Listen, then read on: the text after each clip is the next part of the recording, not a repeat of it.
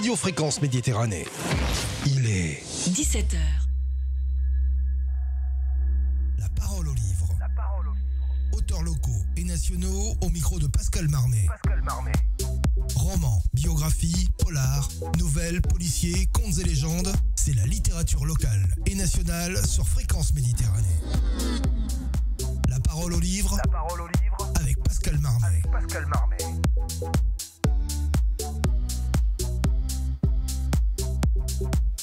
Bonjour chers amis, bonjour chères auditrices et auditeurs de Radio Fréquence Méditerranée.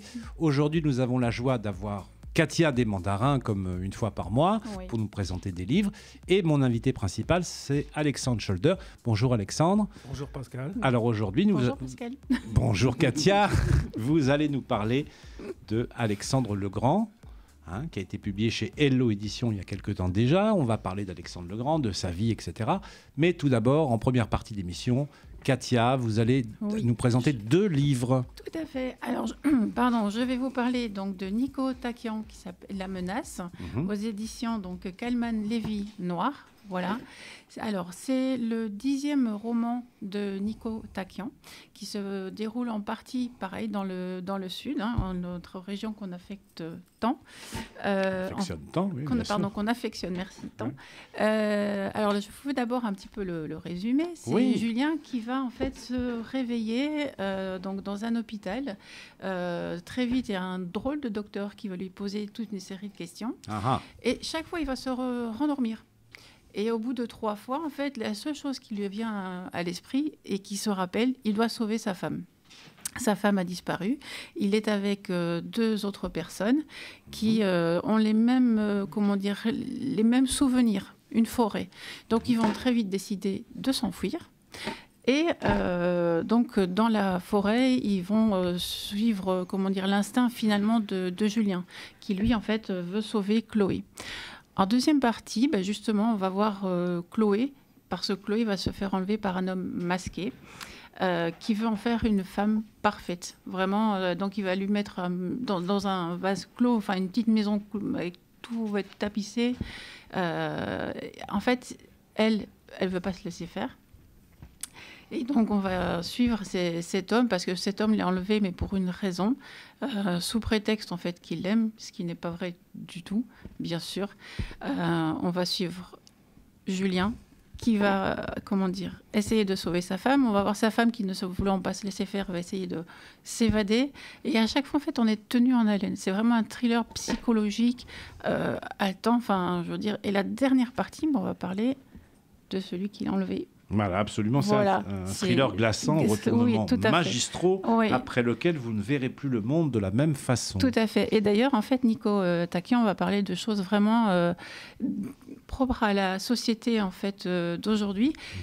Je sais, ça vous fait rire quand je dis toujours ça, que je ne peux pas terminer, etc. Mais c'est vrai, je ne peux pas dire non plus les sujets, parce que sinon, ça enlève peu le piment. Bien sûr, le thriller, c'est ça. Il faut susciter aux gens, aux lectrices et aux lecteurs, aux auditeurs et aux auditrices, là, en l'occurrence de Radio Fréquence Méditerranée, d'acheter ce livre, donc, qui est publié je vous le rappelle, chez Kalman Levy, qui est un bel éditeur, puisque c'est aussi l'éditeur de notre ami Jean Sicardi, Kalman Levy. Oui. D'accord. Et là, il a déjà conquis plus d'1,5 million de lecteurs et continue de les surprendre. Donc, c'est quand même pas mal. Tout à fait. Et il m'a conquise. C'est Kalman Levy Noir, dans la série Noire. Oui, dans la série Noire. Et ce Nico Takian, il est né en 1973. Il poursuit son œuvre de romancier du noir avec un mystère sur lequel plane l'ombre d'une menace inconnue. Ces romans qui séduisent un nombre grandissant de lecteurs attirés par les ambiances originales et poignantes ont été récompensés, entre autres, par le prix du Polar Plus. C'est ça, oui. Donc c'est bien, courez acheter ce livre, vous pouvez vous procurer un peu partout, y compris à la librairie des Mandarins, mais aussi à la Maison de la Presse de Menton et aussi un peu partout quand même. Oui. Voilà, donc achetez ce livre de Nico Takian, La Menace. Voilà. Et ensuite Alors, je passe à mon deuxième livre, donc, qui est Intrigue à Monaco, pareil aux éditions donc, Baie des Anges. Et là, c'est aussi un polar. En fait, cette fois-ci, j'avais envie de basculer un peu dans Dans l'univers du polar. Voilà, dans l'univers du polar, qui est le vôtre aussi d'ailleurs. Non, mais j'ai une question à vous poser justement là-dessus. Ah, ben alors après. Après, allons-y. Partons à Monaco, partons à Intrigue à Monaco par Patrick Renzetti. Voilà, ça c'est son premier roman. Au contraire, et c'est pour ça que j'ai commencé par Nico Takian. Ici, c'est le premier roman donc, de Patrick Renzetti, qui en fait va nous raconter Patrick Renzetti, à savoir qu'il est quand même d'abord été enseignant puis professeur en droit, et là il aime bien l'art et tout ce qui est contemporain, et c'est pour ça qu'il va nous livrer donc cet ouvrage où dans un premier temps Rita va venir trouver un détective privé en lui racontant qu'elle se fait agresser et qu'elle est menacée. Elle va montrer ses strangulations au niveau du cou. Et ils vont en fait échafauder une théorie. Enfin, ce n'est pas nécessairement une théorie, ils vont essayer de faire semblant comme si elle avait disparu. D'accord. Donc en fait, elle va partir, ne plus laisser de traces. Et donc dès le lendemain matin, lui va partir en fait il va partir, il va poser ses questions. Bien sûr, elle aura, donné une somme d'argent, mais dès le lendemain, en fait, il y a le père de cette jeune fille qui lui aussi donne une autre somme d'argent. Et tout se passe comme prévu, et lui, en tant que détective, mène bien en fait ses questions. Et il y a un retournement de situation, puisqu'en fait, elle va réellement être enlevée. D'accord. En tout cas, elle va réellement disparaître. D'accord, donc c'est un polar selon la tradition, selon la maison d'édition Baie des Anges, qui se passe à Nice. Là, ça se passe à Monaco. Voilà, c'est des polars de la région, en quelque sorte. Voilà, polars de la région, mais c'est vrai que comme en fait tous les lieux sont décrits, on a presque l'impression d'être le collaborateur en fait de l'inspecteur. C'est le but du polar, c'est le but du polar, Katia. C'est vrai que c'est agréable de voir ça. En plus, la jeune fille en question étant jeune, jolie, après vous vous doutez bien que comme elle disparaît vraiment, et Monaco étant Monaco, on n'aime pas trop non plus que quelqu'un se fasse enlever, puisqu'en fait elle habite là-bas. Oui, c'est une ville quand même très sécurisée, Monaco. Oh, oui, justement, il ne faut pas... Voilà. Et c'est la même maison d'édition que notre amie Isabelle Luminet, que j'ai croisée au salon Polar sur la Ville à Antibes la semaine dernière. Isabelle Luminet qui a publié Un parfum d'outre-tombe dans la même collection aux éditions Baie des Anges. Oui, c'est ce que vous m'avez dit tout à l'heure. Voilà, merci. J'avais une question à vous poser. Comment vous qui lisez beaucoup, qui travaillez dans une librairie, comment faites-vous la différence entre un thriller et un polar? Ça m'intéresse. Parce que moi, j'ai ma propre vision des choses, mais vous avez peut-être une autre vision. Alors là, je répondrai vraiment, parce que c'est nouveau que je sois dans le monde justement de la librairie. À partir du moment, pour moi, où c'est noir et glaçant, c'est vrai que je l'appelle plus un thriller. Alors, je peux tout à fait me tromper. Ça, y a pas... Vous avez des polars noirs et glaçants aussi. Oui, alors vous allez m'apprendre quelque chose, comme quoi, vous voyez... Moi, je pense, personnellement, c'est tout à fait personnel, mais je pense que le polar, on a une enquête. Une enquête avec un flic, un détective privé, un gendarme, enfin, n'importe qui, mais il y a une enquête. Et on suit l'enquête au fur et à mesure du livre. Que le thriller, c'est pas l'enquête qui est importante. C'est le côté glaçant, le côté énigme, le côté suspense. C'est beaucoup plus ça qui est intéressant. Et on est plus, à la limite, dans le thriller, dans la tête de l'assassin, que dans la tête de l'enquêteur. Alors, justement, donc on serait plus, si je comprends bien dans le thriller et dans le polar. Voilà, c'est ça. Merci, Katia, pour terminer cette émission. Alors, je vais laisser la parole à notre invité principal, notre ami Alexandre Scholder. Bonjour, Alexandre. Bonjour, Pascal. Alors, on va parler d'Alexandre le Grand. Ça va très bien. Oui. Alors, dis-moi un peu, qui était-ce, Alexandre le Grand? Tout le monde le connaît, bien sûr. Exactement, donc je ne vais pas enfoncer des portes ouvertes. Oui, donc, mais quand même, on resitue un petit peu l'époque, le siècle, etc. Alors, l'époque, il est né en 356 avant Jésus-Christ, donc en juillet, et il est mort en moins 323 à Babylone, après avoir conquis la moitié de la planète de ce qui était alors connu, de ce qui était... des territoires connus de l'époque. Et le grand ennemi de l'époque, c'était l'Empire perse. Ce qu'on peut comparer aujourd'hui à un petit peu la menace russe ou la menace soviétique à l'époque, je veux dire, juste pour situer. Attention aux comparaisons. Attention aux comparaisons. Et donc, non, mais à l'époque de la guerre froide, je veux dire. Voilà, d'accord, dans les années 60. Pour resituer la taille de la Macédoine à l'époque, là où est né Alexandre, c'était un petit peu un territoire grand comme le Luxembourg. Donc, si je vous disais aujourd'hui que le Luxembourg allait attaquer la Russie et carrément la mettre à genoux, ça serait presque impossible. Mais c'est pourtant ce qu'il a fait, en fait. La Grèce est très petite et il a réussi à conquérir tout l'Empire perse qui, avant, avait lancé des vagues successives pour conquérir la Grèce.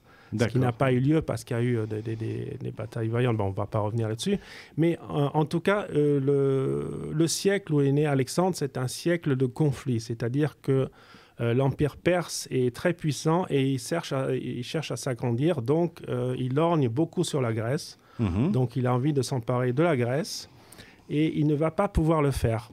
Voilà, tout simplement parce qu'Alexandre le Grand, après l'assassinat de son père, par un de ses gardes, ce qui n'a rien à voir avec la famille d'Alexandre, bien qu'il y a des débats là-dessus. Donc, moi, je postule qu'il a été assassiné justement par un émissaire perse. Voilà, parce que beaucoup d'historiens pensent qu'il est mort d'une certaine maladie. Je parle du père d'Alexandre. C'est le contexte encore. Et donc là, après, il va se lancer à la conquête, d'abord à la libération des territoires qui ont été conquis en Asie mineure, ce qui est aujourd'hui la Turquie, parce qu'il y avait des cités grecques à l'époque. Oui. Donc, il va libérer tous ces cités grecques de l'Empire perse et il va se dire pourquoi pas aller plus loin et accomplir quelque chose de plus grand. Donc, je simplifie un petit peu, mais voilà, c'est donc ce qu'il va faire.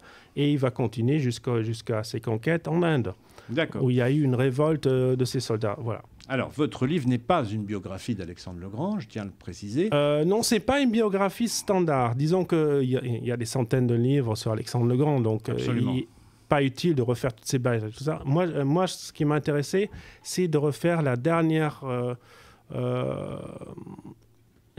2 années de sa vie. Donc, ce qui s'est passé en Inde, son contact avec les sages hindous, ce qu'il a fait pour Babylone.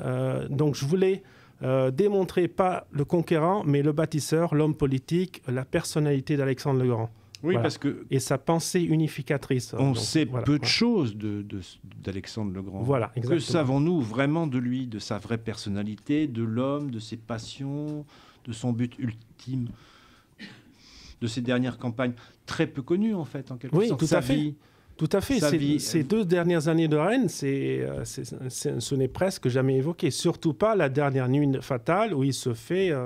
parce qu'il y a eu un complot à Babylone, et moi je postule la thèse qui a été empoisonnée. Et je donne aussi le nom des protagonistes et leur mobile. D'accord. C'est ça qui est intéressant. Donc vous le considérez un peu comme ce livre comme un thriller, comment on pourrait le qualifier, votre livre? Je qualifierais ce livre de récit historique. Récit historique. Parce que je me base sur des faits concrets, je cite des sources. Et j'ai mis plus de 10 ans à tout rassembler. C'est un livre assez complet. Voilà, donc je le montre à l'antenne. Alexandre Scholder, Alexandre le Grand, l'assassinat et la tombe perdue. Donc c'est paru chez Hello Éditions, c'est ça? Tout à fait. Alors, est-ce que vous pouvez nous faire le pitch du livre?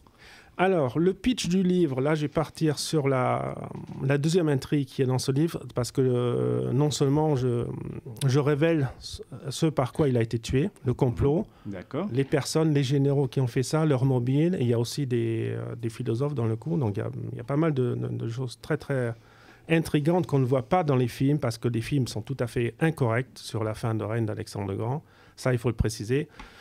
Et je vais aussi ensuite sur l'énigme de sa tombe, parce que sa tombe a disparu depuis plus de 2000 ans. Oui. Et les archéologues, les grands archéologues d'ailleurs, comme étaient Jean-Yves Empereur et d'autres archéologues français, ont cherché au mauvais endroit. C'est ce que je me suis attelé à démontrer. Et tout simplement parce que son tombeau, qui est situé à Alexandrie, a été déplacé non pas 1 ou 2 fois, mais 9 fois. 9 fois, c'est 9 incroyable. fois. Parce qu'il y a eu des révoltes, il y a eu des révolutions, il y a eu des raz-de-marée, il y a eu des tremblements de terre. Et vu que ça a été très... comment dirais-je, la tombe, par la suite, a été cachée par des gardiens du culte d'Alexandre, parce qu'il faut savoir qu'en 260 après Jésus-Christ, il y a eu le culte, les gardiens d'Alexandre, ceux qui ont gardé le corps d'Alexandre, et c'est eux qui ont en fait fait déplacer le corps. Donc, moi, je pourrais dire que le tombeau principal a été détruit par un raz-de-marée, mais ensuite a été déplacé plusieurs fois, et c'est là que plus tard, vers 1898, un diplomate français retrouve le sarcophage d'Alexandre le Grand. D'accord, on va resituer quand même. Il est mort dans d'étranges circonstances, dans la force de l'âge, à 33 ans, je crois. Il est presque mort 33 ans, oui. Très jeune. Oui. Très jeune. Le 13 juin 323 avant notre ère. 323, dans d'étranges circonstances, c'est-à-dire que... Qu'est-ce qu'on pourrait dire sur sa mort? Alors, je détaille très clairement ce qui est arrivé. En fait, il se rend le soir chez un ami qui donne un grand banquet. Donc, tout le monde est invité, lui aussi, bien sûr. Et il s'agit de planifier les prochaines campagnes dans les prochains jours, dans ce qui est aujourd'hui l'Arabie Saoudite, le Yémen. Donc, il allait changer du tout au tout son armée, c'est-à-dire qu'il n'allait plus mettre toute l'armée en branle pour conquérir des pays, mais il allait envoyer des corps expéditionnaires et aussi ouvrir des nouvelles routes de commerce. Parce qu'il était D'ailleurs, la première chose qu'il a faite en arrivant en Babylone, c'est de restructurer les impôts, c'est de refaire les bâtiments. Donc, il a fait un travail de politicien remarquable. C'est pour ça que les gens des pays conquis ont été très satisfaits de son règne. Il a aussi mis au gouvernement, non pas des Grecs, mais il a laissé aux pays conquis le soin d'avoir leur propre religion, d'avoir leur propre culture. C'est juste qu'il voulait unifier tout ça dans un seul empire universel. C'est ça l'idée révolutionnaire d'Alexandre. D'accord. Et il est mort assassiné. Pour moi, oui. Pour vous, parce que dans la plupart des biographies, on parle d'une maladie, etc. On parle de maladie, malaria, déjà, c'est impossible, vu que dans les chroniques royaux, parce qu'il faut savoir que les prêtres de Babylone, ils gardent des chroniques royaux de ce qui se passe dans la ville, de ce qui se passe. Donc, ils notent même des maladies de troupeaux, ils notent tout. Et il n'y a eu aucun cas de malaria ou de paludisme à l'époque. À l'époque. Donc il aurait été assassiné. Pour moi, oui. Sa tombe avait disparu depuis des millénaires. Ça demeure le Graal, le Saint Graal de tous les archéologues jusqu'à nos jours, en fait. Tout à fait, tout à fait. Hein, et dans ce livre, en fait, vous percez un petit peu le mystère. Je perce le mystère et je démontre aussi que sa tombe a été découverte par un espion diplomate et explorateur français au début du XXe siècle. Et qui malheureusement a été assassiné en 1911, donc il a emporté son secret dans la tombe. Derrière lui. Est-ce qu'on a réussi à percer son secret quand même? Oui, parce que je connais certains de ses descendants et c'est eux qui m'ont donné accès à plusieurs archives qui ne sont pas connues aujourd'hui. Alors qu'est-ce qui s'est passé? Racontez-nous, Alexandre. Ce qui s'est passé, c'est qu'il a été assassiné en 1911. Son appartement parisien a été mis sans dessus-dessous. Alors, on parle de l'archéologue qui s'appelait Octave Borelli. Donc, c'est un Marseillais. C'est un Français. Et ce qu'il faut savoir aussi, c'est que c'est lui, avec son frère, qui a financé l'expédition de Rimbaud. Et que son frère, Jules Borelli, a été décoré de la Légion d'honneur. Il a fait plusieurs explorations en Afrique noire, donc à l'époque coloniale. Donc, c'était déjà assez connu, mais aujourd'hui, on ne trouve presque plus rien. Donc, ça a été un travail de titan de rassembler les sources, de voir ce qui colle, ce qui ne colle pas. Donc, ça a été vraiment très, très dur. Là, vous avez fait la part des choses, en quelque sorte. Oui, exactement. Bon, j'ai eu accès aux archives aussi d'un ami de la famille qui a été très proche de la famille et qui a pu m'aider. Mais je n'ai pas non plus eu plus que ça. Donc, j'ai dû tout remettre dans le contexte de l'époque. Voir les amis, ce qui s'est passé la nuit où il a découvert le tombeau, avec qui est-ce qu'il a pu parler, il n'y avait pas beaucoup de témoins, qu'est-ce qui s'est passé par la suite. Et j'ai donc vu qu'il avait carrément ramené certains objets en Europe. Donc, et j'ai par la suite pu relever la trace des objets dans les salles de vente. D'accord. Donc c'est pour ça que je sais que le tombeau a été trouvé.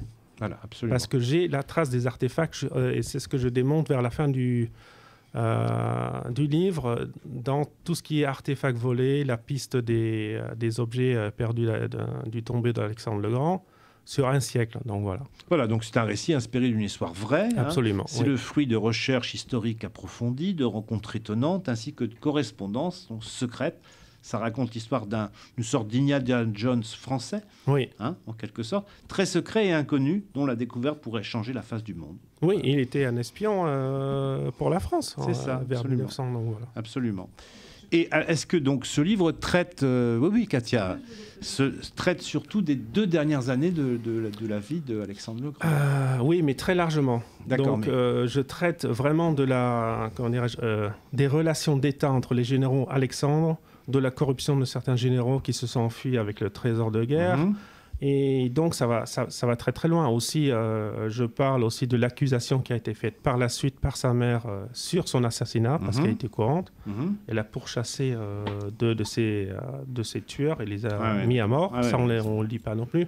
Donc, il y a pléthore de preuves. Pléthore de preuves. Pour moi, il y a... voilà. Katia avait une question pour vous, Alexandre, donc je laisse la parole à Katia. Merci. J'avais juste une question, c'était par rapport à la documentation. Oui. Vous la cherchez, je suppose, comme vous avez dit, vous connaissez des descendants, là en tout cas pour l'archéologue, mais est-ce que vous avez voyagé également? Ah oui, absolument. Oui. Je voyage toujours pour mes livres, parce que je suis toujours... sur tout ce qui est historique, je suis beaucoup dans le roman historique, donc j'ai l'habitude de rechercher des sources, d'aller dans les librairies, même physiquement, je ne fais pas ça sur Internet, ça ne m'intéresse pas trop. D'accord. Donc moi, il faut que je fasse les choses physiquement, que j'ai des choses en main qui sont pas connues en fait, c'est ça qui m'intéresse. Voilà. D'accord. Voilà. On va rappeler la petite biographie d'Alexandre. Alexandre Scholder, c'est un écrivain, photographe lauréat, spécialiste en histoire antique et contemporaine, auteur de récits historiques primés ainsi que de thrillers, romans et reportages d'investigation qui ont fait débat, dont son plus récent sur l'attentat de Nice. Il signe ici son 5e œuvre avec Alexandre, basée sur une histoire vraie. Tout à fait. Voilà. Alors moi j'ai une question. Est-ce que vous connaissez la jeunesse d'Alexandre le Grand? Parce que vous n'en parlez pas trop dans ce livre. Non, parce qu'elle a été très évoquée dans d'autres biographies. Je la connais par cœur. Oui, mais nos auditrices et nos auditeurs, ils aimeraient bien quand même avoir un petit portrait d'Alexandre. Donc quelle serait votre question? Alors ma question, c'est sa mère le considérait, il était très beau. Sa mère le considérait comme le fils de Zeus, je crois. Oui. Moi, je m'en suis servi dans le roman du parfum pour décrire son goût pour les parfums. Et aussi, il avait créé un premier service d'éboueur, ça je le raconte dans mon livre, tout à fait. Pour la ville d'Athènes. C'était le premier à faire ça. Et d'ailleurs, il a fait le premier éclairage public au monde, à Babylone. Incroyable. Voilà, avec du naphte, ce qui était à l'époque l'asphalte primitif. Parce que ce qui est aujourd'hui l'Irak, on trouve des champs de naphte, d'asphalte liquide. Et il avait fait creuser des tranchées dans Babylone pour y mettre le feu, mais d'une façon modérée, pour avoir de l'éclairage la nuit. Donc, voilà. Alors voilà, mais sa jeunesse, comment se passe sa jeunesse? Alors, sa jeunesse, elle se passe très bien. D'abord, il a beaucoup d'amis. Et ensuite... il est très beau, hein?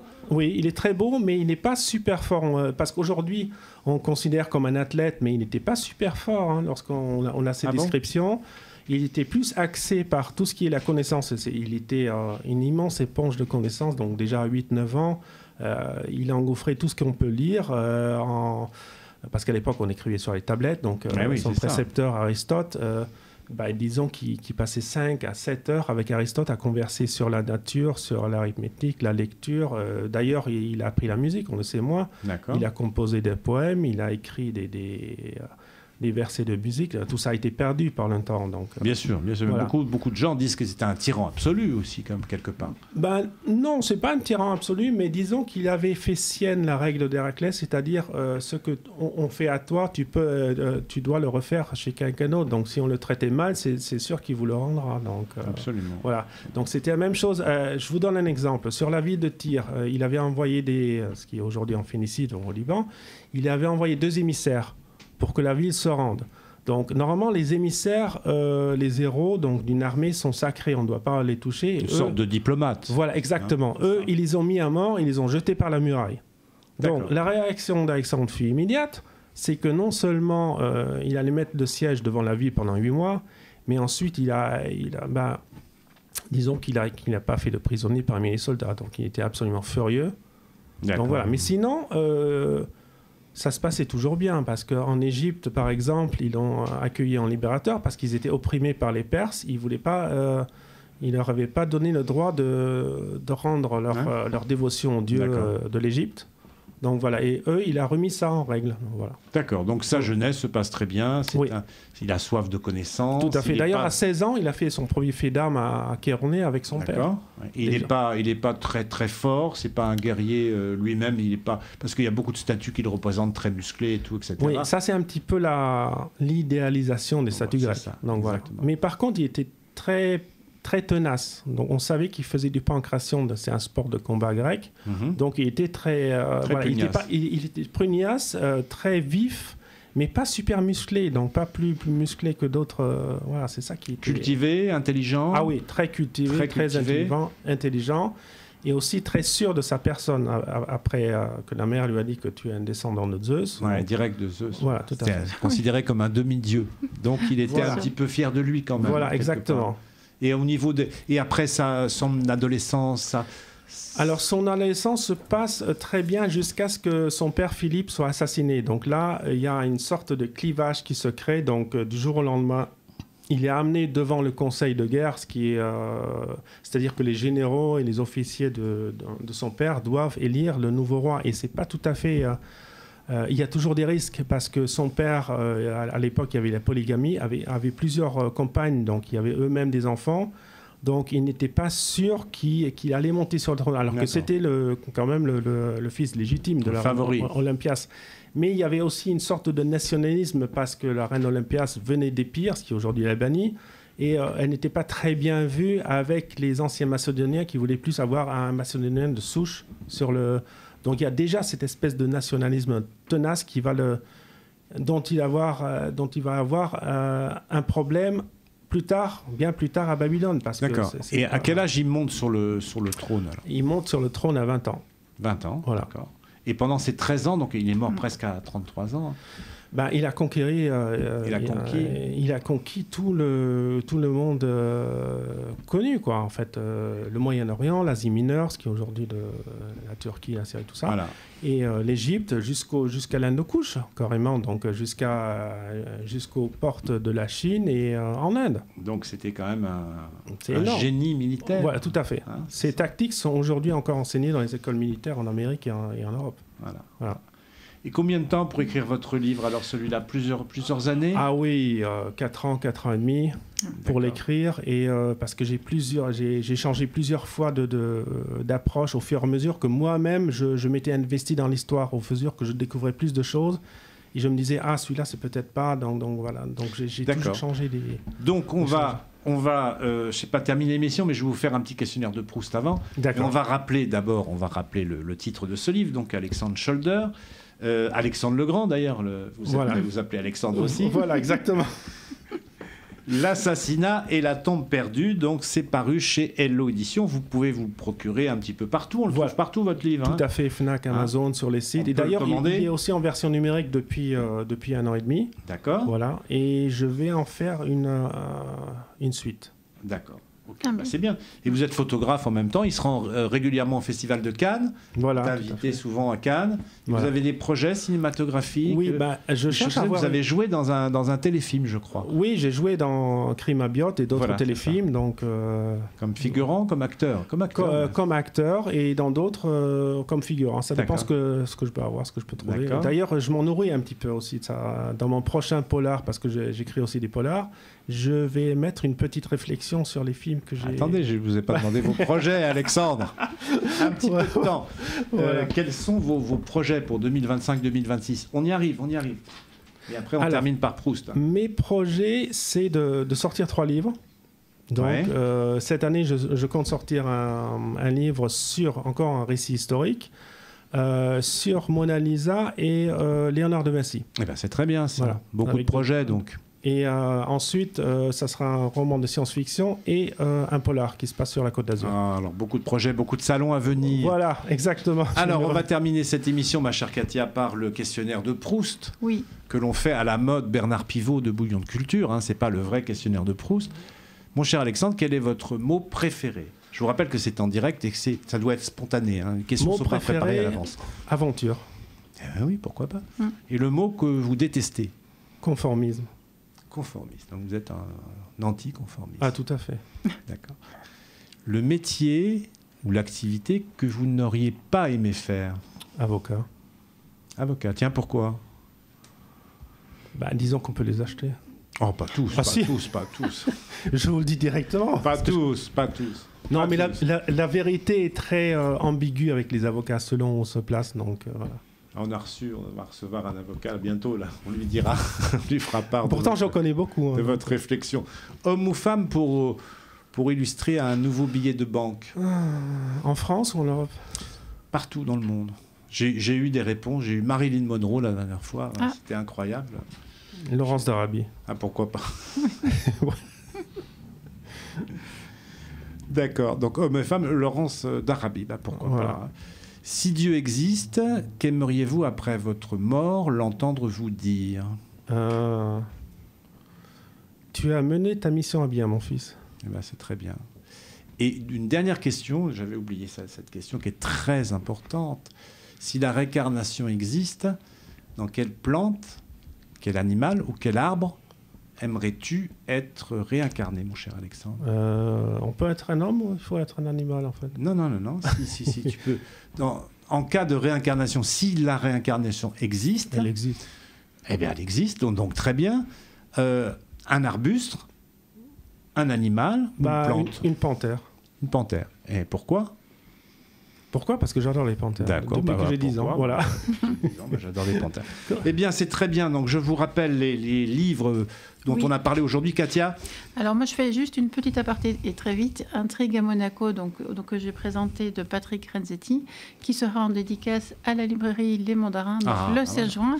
D'ailleurs, vous aussi, vous allez bientôt venir nous voir. C'est pas moi, le mois de juin, je viens aussi. Vous venez le 21 juin, le jour de la fête de la musique. Voilà, c'est ça, absolument. Et ensuite, donc, je rappelle, pardon, c'est juste comme ça, La Menade de Nico Takian. Takian, voilà. Qui est né en 1973, qui est un auteur français.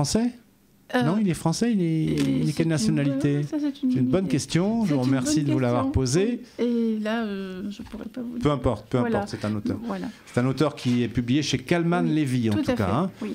Et puis le livre de notre ami, de notre invité principal d'aujourd'hui, Alexandre Legrand, L'assassinat et la tombe perdue, c'est paru chez...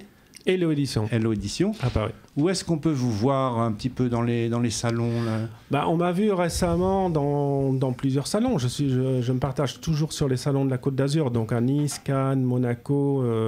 Voilà. Donc, normalement, je serai au salon de Nice. J'ai pas encore reçu la presse, donc je vais voir. Et ensuite, je serai à Cap d'Antibes en mai.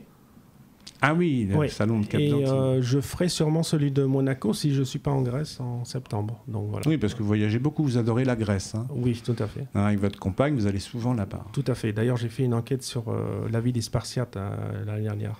Ah ben oui, c'est très intéressant ça. Voilà, et j'ai découvert plein de choses. Bon, écoutez, je vous encourage à acheter ce livre qui est très sympa à lire et en plus qui est pas une biographie, hein, c'est un récit historique, on est d'accord. Voilà, c'est une enquête aussi, vu que le protagoniste fait sa propre enquête sur l'assassinat et on regarde un petit peu ce qui se passe avec les poisons, avec les mobiles et tout ça, donc il y a un côté enquête aussi, hein, c'est un récit historique. Un petit côté thriller alors, voilà, ça va intéresser Katia. Voilà, tout à fait. Peut-être une dédicace au mandarin prochainement, on verra. D'accord, j'y retourne avec plaisir, vu que j'en ai fait pas mal de dédicaces là. On en parlera, notre ami Jean-Michel. Oui. Eh bien écoutez, je vous remercie pour cette parole au livre, on a un petit peu débordé sur le temps. J'espère que notre ami ne nous en voudra pas. Et je vous encourage donc à acheter ce livre, Alexandre Legrand, L'assassinat et la tombe perdue. Et puis bien sûr, le livre de Katia, qu'elle nous a présenté, Intrigue à Monaco, présenté de Patrick Renzetti et puis Nico Takian, La menace. Oui. Merci à tous et puis à très bientôt pour une prochaine parole au livre. À très bientôt. Au revoir, mes amis. Merci, au revoir. Au revoir.